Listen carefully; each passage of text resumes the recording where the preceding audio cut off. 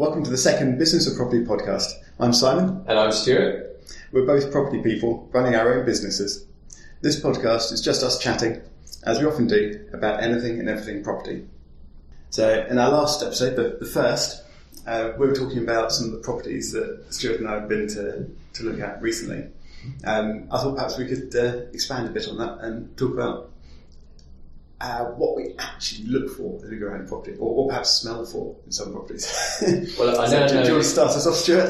Well, I now know that you look for priest holes. I've learned what a priest hole is. I visit convents and brothels, so we did a lot of learning on the first episode. Possibly not the best of learning, and possibly not very generally applicable. Yes, and not child friendly. What do I look for in a property? It's a good question. For me, so my key strategy is houses of multiple occupation. So if we wanted to be more corporate about it, we could talk about shared living, co-living spaces. That's what I look for. And that's what I'm looking for. So typically, I'm looking for houses with more than 2 bedrooms, or a house where we can create more than 3 bedrooms, 3 or 4 bedrooms. So that's the first thing. I'm looking for space. Do you tend to look for? Do you tend to look at the floor plans and see where you can knock down walls and rearrange walls, or do you tend to prefer properties that have already got the right number of rooms and walls in the right places? Well, it's a really good question, and I think you've probably started at the right point, because obviously before I'm even looking at the rooms, I'm looking at the property types, and generally I'm looking for Victorian houses. So if we're talking about search criteria, I like period properties, because I'm thinking about the end as well. I'm thinking about, okay, if we need to sell it, what can we then do with it? But that doesn't mean I always buy houses. I've recently put an offer in and had an offer accepted on a Masonette to a 3-bed flat. And when I look at the value, obviously I'm looking for a value, and I'm thinking about value by room. So if I then take a price, if the price was 200,000 and it's 4 beds, and that's the maximum it will be, I know roughly each bedroom's costing me £50,000. So that's how my mind works. And then I'm thinking that's way too high. I would never spend £50,000 in a bedroom because I won't recoup that. Okay, so that's how I'm thinking about it. So, what was the question that you asked? do you look for floor plans that are ready-made, suitable for an HMO? Or Pretty much, do you look for yes. floor plans that you can go in and attack with a hammer? Yeah, 90% of the time, for me, the floor plans will pretty much remain, other than what we will try and do is put en suites into the room. So when I'm looking at the floor plan, I'm looking for space. The convent, which I mentioned in our first episode, yes, I've definitely sat there on the train and looked at where we could put walls to create rooms, because some of the floors are quite big open spaces, which is great, but obviously we want to turn that into bedrooms. So for me, yes, it's about space. Is there enough space in the house to do what we want to do? But that's only if I've calculated that by the number of rooms and total price would work out for us to generate profit in X number of years. So that's the sort of first thing I'm looking at is it a period? Has it got a bit of curb appeal? Because I quite like that, even though it's not super important. That's initially what I'm looking for. So for you, in your strategy, you're more buy-to-let? Yeah, I keep it simple. Yeah. So I'm very much looking for single lets for my portfolio, and so far I've erred away from knocking walls down and focus more just on sort of light refurbs. But the idea of heavier development, actually knocking walls down, has always appealed to me. I quite like the idea of being able to take a 2-bed, for example, and turn it into a 3-bed. Mm-hmm. If there's space there, perhaps move a bathroom around or something like that. And so I do look for that kind of deal, and I would like to find that kind of project at some point. Yeah. But so far I've stuck with simpler ones. So my search criteria at the moment are for 2 beds or 3 beds houses. I tend to steer clear of leasehold, just for, again, trying to keep life simple. Yeah. And And I'm looking at the 2 beds and 3 beds for either keeping as a 2 bed or 3 bed, or the potential of turning the 2 beds into a 3 bed, and then increasing the potential rent there. But obviously, if you've got the heavier upfront costs, you have to have the extra cash to put into the deal in the first place, even if you might later be able to remortgage it out. It's probably going to be some while down the road. So in those scenarios, you're thinking you put the kitchen in the front room. So you're looking at properties where you can put the kitchen in an open plan living dining area. Is that how you do it? The ones I've tended to look for, or ones that have tended to appeal, should I say, are ones that have had the extension at the back and have got a massive bathroom on top of their kitchen. And it doesn't need to be a massive bathroom, so you could turn that into a bedroom and put the bathroom between a couple of the bedrooms somewhere, either still in that extension or in the main property area. And they're the ones that I kind of feel have got a lot of scope available. Yeah, that sounds good. How about you? Do you get tempted to move bathrooms around? Not often, but I am close to completion, touch fabricated wood, on a currently a 1 bed flat in sort of near central London in Croydon, where we will be moving the kitchen into the main living area. So it's a flat in a purpose-built block, it's got a lot of space. I think it's 50 square metres. I think it's about 50 square metres. So it's quite a big flat, and the living area is huge. So the plan is actually that we'll bring the kitchen out of where it currently is, turn that into a bedroom. Actually, it'll be a bedroom with a dressing area and a shower room plus bathroom. So it'll go from 1 bed to a 2 bed with a bathroom and an ensuite, which will bring hopefully a lot of value into the property. So, but that's taken. When did we put the offer in? April. So we put the offer in April, and since April we've been working with the managing agents of the property to make sure that we could do what we wanted to do. So that's a lot of risk on our side, because obviously April to now is 6-ish months. It's a long time to be buying a property. It's a long time to be buying a property. Obviously the market's where it is, but we think we're buying at the right price, so we're happy with that.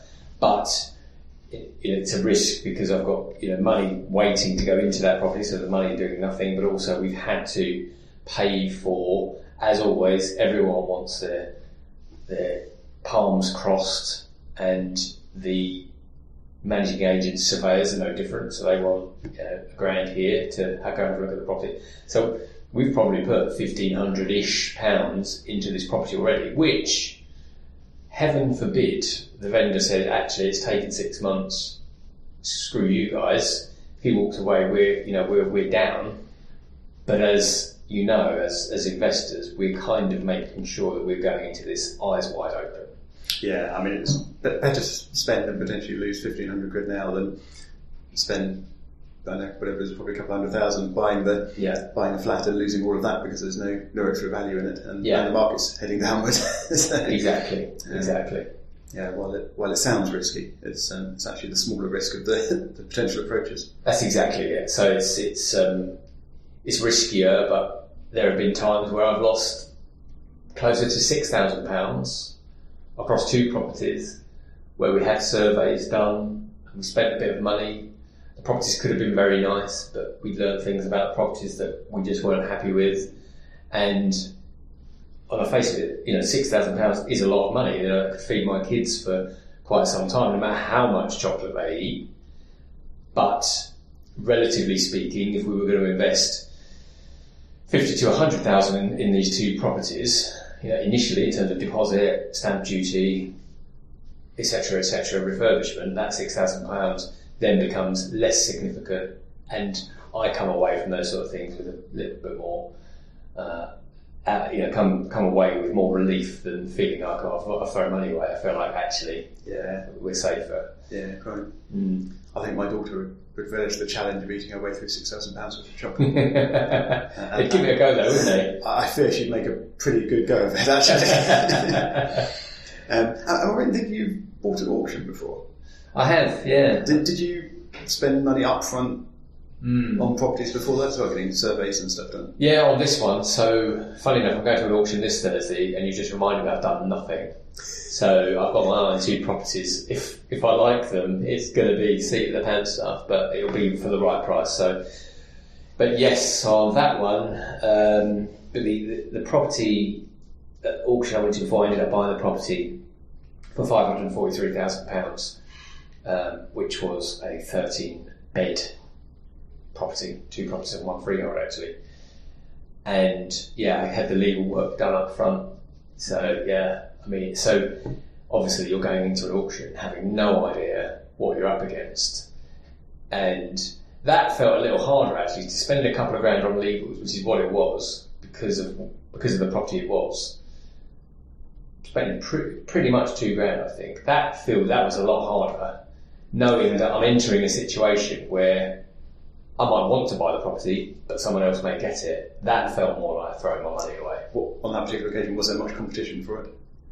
Well, interestingly, no, because in something I had banked on, so I actually had considered this. It was for a property in the southwest, a property down in Plymouth, but the auction was in London, central London, literally in and around Mayfair. So what I was banking on was that if there were people in for it, they'd either be on the phone or remote, i.e. online, and if there were people, there'd be very few. And that auction, funnily enough, there were 2 people that were just going at it on the auction, and then it got to about 500, and then it was going, and then I came in, and then it was just me and another guy till I got to the price.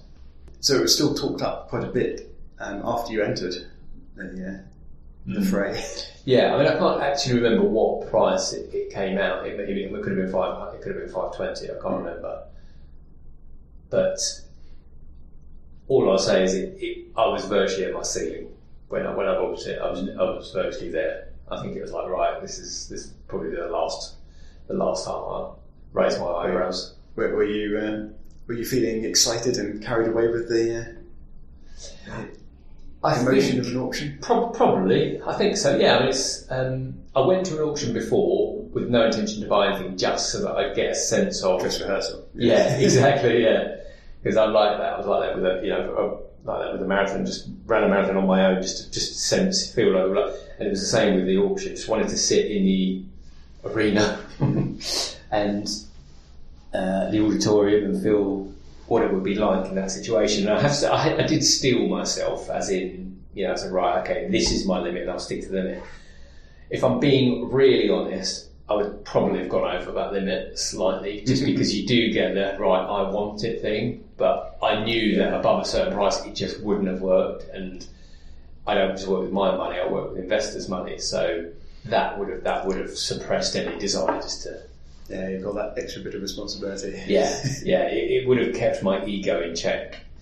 But at the beginning of this episode, I thought we were going to talk a bit about how we look around properties and what we look for, and we've got slightly distracted. So just before we finish up, I thought maybe we could try and circle back. So I'll go first. So when I go in for a property that I'm looking for investment, because I'm generally looking for light or lighter refurbs, I'm not looking for the really awful properties, the ones that are absolutely dreadful, or the ones that need to be stripped back to brick or whatever else. So I'm generally looking for properties that are okay. So I'll look around each room. I'll typically look at sort of corners of rooms, look for damp and things like that, look for marks on ceilings, and I'll also check out the boiler as I'm going around, see what sort of state it looks like it's in and how old it looks like it is, and the radiators, what they're like, check their arse on. I'll look obviously at the state of the kitchen, but not just the surface of the kitchen, but also sort of inside the covers if I can and see what they're like. So often you can keep the backs of covers if they're reasonable. What about you, Stuart? What do you look for as you're actually looking around a property? Yeah, similar. I think for me, I do a lot of opening and closing windows, because when you've had issues with things, you start looking for these things. A lot of the properties I look at, they are residential or formerly residential properties that are period properties, i.e. they're old. And unfortunately, a lot of them have PVC windows and things. So one of the things I always look at, I just go and open and close windows, because, one of the biggest costs I found having developed a couple of properties is the bloody windows, putting window frames, replacing windows. So I won't do every window, but a couple of them I'll have a look at, I'll open and close, and if they don't open, for example, that's a massive problem. And it's a big problem for anyone, but if you're doing, say, a single buy to let, okay, we can replace a window, but we've all got obviously regulations that we need to adhere to, and obviously people need to be able to open windows. So that's a big one for me.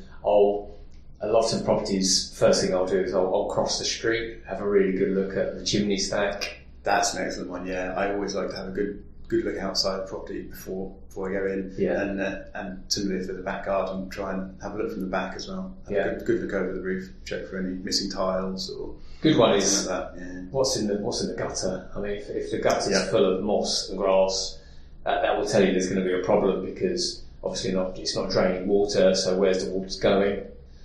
Have the roof tiles been replaced recently? More often than not, and the properties I'm looking at, they haven't. But actually, if the top of the roof, and my terminology is rubbish, my builder just laughs at me, but on the top of the roof, if it's in a straight line, or if there's some curvature on the roof, then I'm thinking about, does someone need to look at that to let me know? That I'll put that on the survey, so you can have an extra good look at the roof. So I'll start on the externals first, because there could be some damp in the house, which is actually just the fact that the gutter hasn't been cleared and the water's collected and comes down into the bedroom, which we could immediately say, it's damp, but no, there's just a leak. Yeah.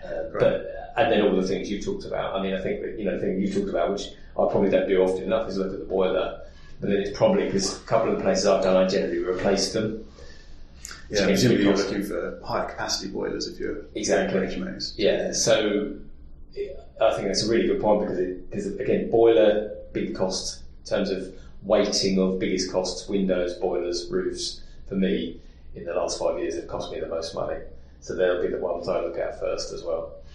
Other than that, I think good things around the kitchen cupboards, because like you, if we could keep the cupboard frames but just replace the doors, it means minimal cost, minimal effort, quicker refurb, everyone's happy.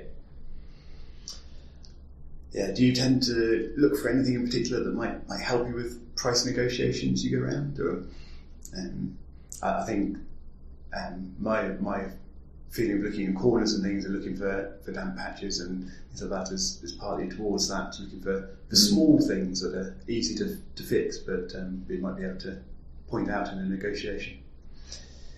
It's funny, because I don't really approach it that way when I'm looking at a property. I think when I approach a property, I generally have an idea in my head what the value of the property should be. And it was a question I was thinking for you as you were talking, because we've kind of got into what you look at in the property when you're going to go and look at the property.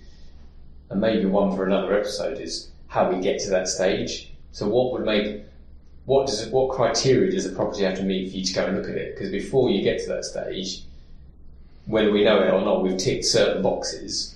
So good point. Won't go into it here and now, but I'll look at the gross yield first, because that's the simplest calculation. What's my approximate rent? Annual rent divided by the property value. If it doesn't meet my threshold, I just scroll to the next one. If it does, then I'll then do the next check, which will be I look at net yield, so estimate my costs or rough margin, and then if it meets my net yield threshold, then I'll start looking at it. Then I'll probably look at the photos in a deeper fashion, and then I'll think about the next step. So that's why I was just interested to think about what you do before you even go and look at the property. Yeah, good question. And I will normally do quite a lot of desktop research. So a small plug for for my business pattern, I have my browser plugin in place, so as I'm looking around properties, I'll get an instant estimate on yield. So yeah, you're right, I look at that straight away. But then generally, if that's not too awful, I'll look at the floor plan first.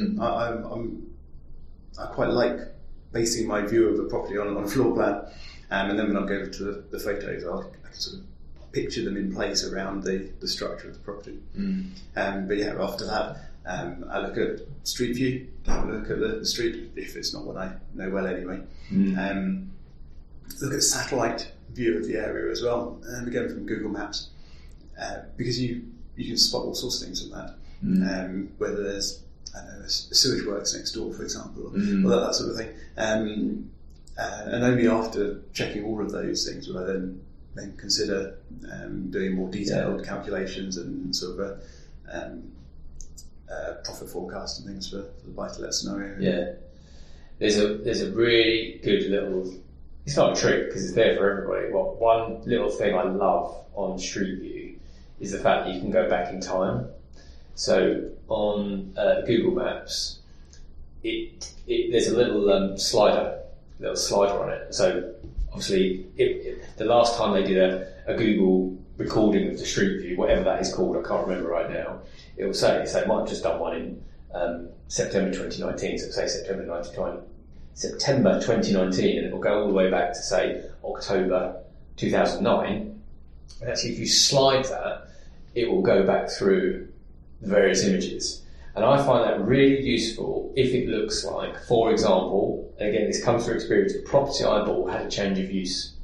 And I can slide back, if I go on Street View, if it's been there, I can slide back and actually see what that property was. So it could have been an Indian takeaway, right? Which wouldn't have mattered at all to the one I was going to buy. But sometimes, equally, if I'm looking at a property and there's something on either side of it, what was on either side of it? And you can actually just get a bit more of a sense. Because I've had it before where a property, because when estate agents, when anyone takes photos, they're going to do the marketing job. So they're going to give you the best presentation they can possibly give. Yeah. And on the photos, it looks really good. But like you, if you do your research on Street View, and you look at what's opposite, that might tell you a better story than just the fascia of the house. And that time Street View has helped me on a couple of occasions to work out what went on. That's brilliant. I didn't know about that. I don't know how I've missed that. I've written code that interacts with Street View and presents Street View in all sorts of custom ways and things, and I've not spotted that. How have I missed it? Yay! I've given some value. Right, on that, I think we should wrap for today. If you'd like to know any more details about Stuart or myself, or any links that we may have mentioned in here, I'm not sure if there's anything we can include, but we will if we can. You can find show notes at thebusinessofproperty.com.